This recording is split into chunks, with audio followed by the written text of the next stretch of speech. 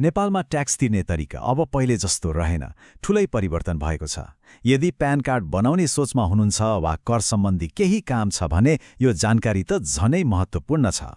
ल कुरो के हो भने सरकारले एकैचोटि देशभरका 36 वटा करदाता सेवा कार्यालयहरू खारेज गरिदिएको छ।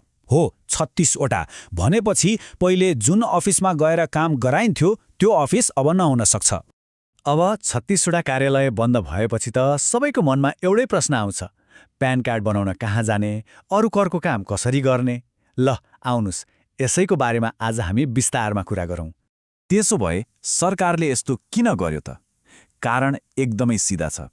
सरकारी सूचना हेर्ने हो भने यसका दुईवटा मुख्य उद्देश्य देखिन्छन्।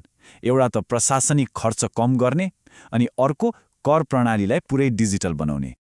तर आत्तिनु पर्दैन, सेवा बन्द भएको होइन, खाली ठाउँ सरेको मात्र हो। अब यी सबै कामहरू नयाँ ठाउँ अर्थात् जिल्ला कोष तथा लेखा नियन्त्रक कार्यालयबाट हुन्छ। छोटकरीमा भन्दा कोलेनिका, यो नाम चाहिँ याद राख्नुहोला। अब यो नयाँ सिस्टमले काम कसरी गर्छ त? सजिलो छ। साना सामान्य कामहरू जस्तै प्यान बनाउने जस्ता कुराहरू अब नजिकैको कोलेनिका वा स्थानीय तहमै हुन्छ। तर अलि जटिल कामहरू जस्तै भ्याट दर्ता गर्नु पर्यो वा ट्याक्स क्लियरेन्स सर्टिफिकेट चाहियो भने त्यो चाहिँ सिधै मुख्य आन्तरिक राजस्व कार्यालयमा फरवार्ड हुन्छ। ल अब सबभन्दा धेरैलाई चाहिने कुरा गरौँ, प्यान कार्ड। अब अनलाइनबाटै प्यान कार्ड कसरी बनाउने त? आउनुहोस् यसको स्टेप बाई स्टेप प्रक्रिया हेरौँ। यो प्रक्रिया एकदमै सजिलो छ। जम्मा 4 वटा स्टेप छन्। पहिलो, आइआरडीको पोर्टलमा गएर आवेदन सुरु गर्ने। दोस्रो, एउटा सबमिसन नम्बर पाइन्छ। तेस्रो, आफ्नो सबै विवरण भरेर डकुमेन्ट अपलोड गर्ने। अनि अन्तिममा भेरिफाई भएपछि आफ्नो प्यान हात पर्छ। सबैभन्दा पहिले त आन्तरिक राजस्व विभागको वेबसाइट ird.gov.np मा जानु पर्यो र आफ्नो लगइन बनाउनु पर्यो। यहाँ एउटा एकदमै महत्त्वपूर्ण कुरा के छ भने त्यहाँ एउटा सबमिसन नम्बर आउँछ। त्यो नम्बरलाई चाहिँ कि त टिपेर राख्नुहोस् कि स्क्रिनशट लिनुहोस्, तर जसरी भए पनि सुरक्षित राख्नुहोस् है, किनभने पछि आफ्नो एप्लिकेसन कहाँ पुग्यो भनेर ट्र्याक गर्न यही नम्बर चाहिन्छ।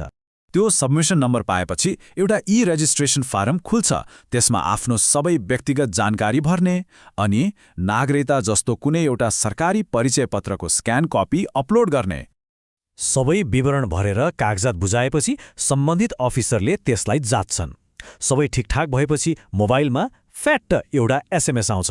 अनि के चाहियो? घरमै बसेर आफ्नो प्यान सर्टिफिकेट प्रिन्ट गर्न मिल्यो। मतलब अब अफिस धाएर लाइन बस्नुपर्ने झन्झट खत्तम। ल अनलाइन प्यानको कुरा त भयो, तर कुन कामको लागि चाहिँ कुन अफिस जाने त? कोलेनिकाले के गर्छ र मुख्य आन्तरिक राजस्व कार्यालयले के गर्छ, यो कुरा पनि प्रष्ट पारौँ है। एकदमै सजिलो छ। हेर्नुहोस् है, कोलेनिकाले गर्ने भनेको दैनिक कामहरू जस्तै व्यक्तिगत र व्यावसायिक प्यान बनाइदिने, ट्याक्स उठाउने, बायोमेट्रिक लिने जस्ता कामहरू हुन्। तर अलि ठूला वा विशेष कामहरू जस्तै भ्याटमा दर्ता हुने, प्यानको स्तर घटाउने वा बढाउने अनि ट्याक्स क्लियरेन्स सर्टिफिकेट लिने जस्ता कामको लागि चाहिँ फाइल सिधै मुख्य आन्तरिक राजस्व कार्यालय अर्थात् आराकामै जान्छ। अब नयाँ सिस्टम भनेपछि केही न केही समस्या त आइहाल्छ नि हैन?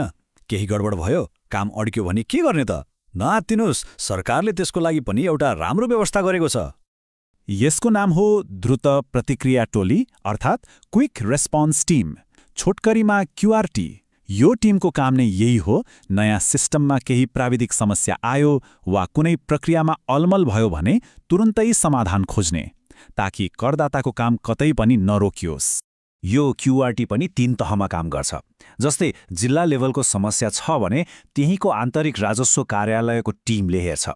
यदि समस्या अलि ठूलो नीतिसँग जोडिएको छ भने त्यसलाई सेन्ट्रल टिमले हेर्छ। अनि सफ्टवेयर वा वेबसाइटमै केही गडबड भयो भने त टेक्निकल टिम छँदैछ जसले तुरन्तै समाधान गरिहाल्छ।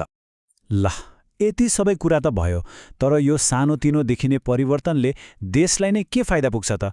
अलि ठूलो नजरले हेरौँ न। यसको सबैभन्दा ठूलो र राम्रो पक्ष भनेको सेवा विकेन्द्रीकृत हुनु हो। मतलब अब सरकारी सेवा गाउँठाउँको नजिकै पुग्यो।